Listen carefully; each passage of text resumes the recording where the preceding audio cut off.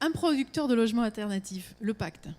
Comment est-ce que vous l'utilisez à quoi il sert dans la dynamique, dans la logique Fondation Abbé Pierre Est-ce que c'est effectivement une des ressources que C'est justement une des ressources qui est la plus importante parce qu'elle montre bien que tout le monde ne peut pas avoir le logement standard. Il y a besoin effectivement d'abord d'aller récupérer les niches là où elles sont.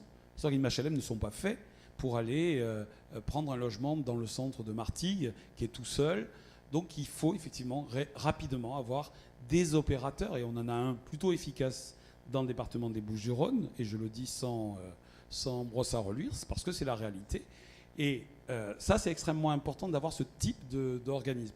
Deuxièmement, c'est aussi un organisme qui arrive à travailler à la carte. Donc, et on le voit bien là, j'aurais pas pensé qu'il puisse être intégré à la question du housing first ou du logement d'abord, et je trouve qu'il y joue un rôle plutôt clarifiant. Parce qu'à l'origine, quand on a lancé Housing First ou le logement d'abord, tous les organismes se sont précipités pour dire « moi je veux bien en faire ». Et donc on s'est retrouvé avec des CHRS, des petites associations qui se sont mis à dire « moi je veux bien faire une agence immobilière à vocation sociale, moi je veux bien produire du logement ».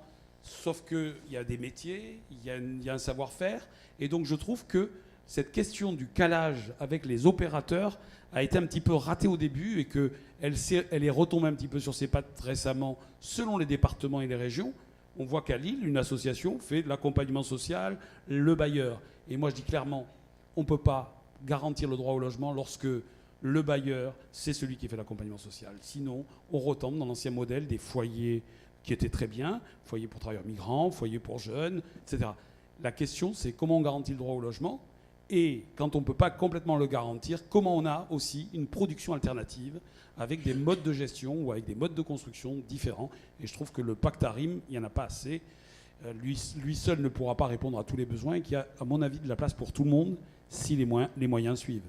Et en sortant du bricolage, ce que tu nous dis là, c'est que face à la pénurie, on a tendance chacun à essayer de bricoler des solutions. Le pacte, lui, en fait un métier. Tout à fait. D'ailleurs, il l'affiche. La question de la lutte contre l'habitat indigne, je pense qu'il est effectivement un des spécialistes. Et d'ailleurs, il est reconnu. Deux, quand on va devant un tribunal avec un diagnostic fait par le pacte ARIM, il est pris comme un diagnostic d'expertise. Et alors, donc, on verra ça tout à l'heure. Voilà. Effectivement, on demandera à Philippe Sylvie de nous confirmer ça dans la deuxième table ronde. Et donc, il y a ça. Il y a aujourd'hui la précarité énergétique. Et on voit bien que le traitement du logement malade, et pas du malade, c'est bien le pacte ARIM qui le mène.